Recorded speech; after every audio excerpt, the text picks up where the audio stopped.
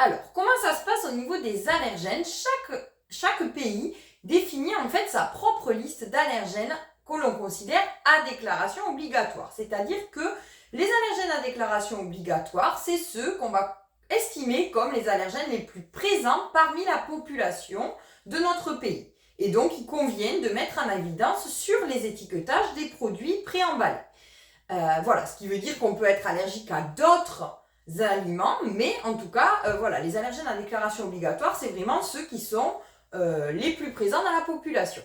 Donc, par rapport aux allergènes, on va avoir au niveau européen le règlement INCO, donc le règlement UE 1169-2011, qui va définir 14 allergènes à déclaration obligatoire au niveau européen. Si, par contre, vous exportez vos produits en dehors de l'UE, vous devrez vous référer aux exigences de chaque pays pour voir quelles sont les exigences au niveau de ces allergènes, quelles sont les attentes du pays par rapport aux allergènes à déclaration obligatoire.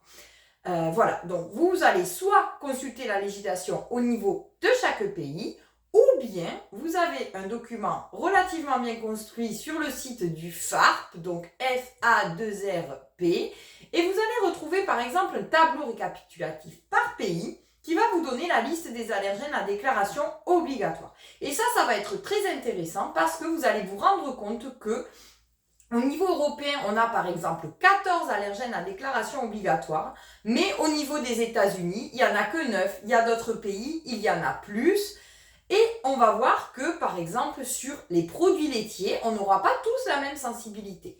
Au niveau européen, on va considérer que l'allergène lait ne concerne que le lait de vache, et donc tous les produits laitiers de vache, mais on a des pays qui vont s'attarder sur le lait de chèvre, le lait de brebis, le lait de bufflonne, puisque voilà, il y a des pays qui consomment beaucoup plus le lait de bufflonne que nous-mêmes en Europe.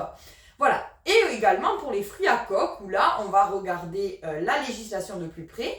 Et en fait, dans les fruits à coque, on ne va pas avoir uniquement se référer dans le règlement INCO. Quelquefois, on va retrouver la noix de coco ou le pignon de pin.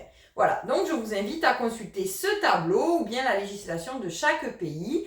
Vous pouvez aussi nous solliciter et nous écrire, on vous répondra avec grand plaisir. N'oubliez pas de vous abonner à notre chaîne YouTube. Je vous souhaite une très belle journée et je vous dis à très bientôt.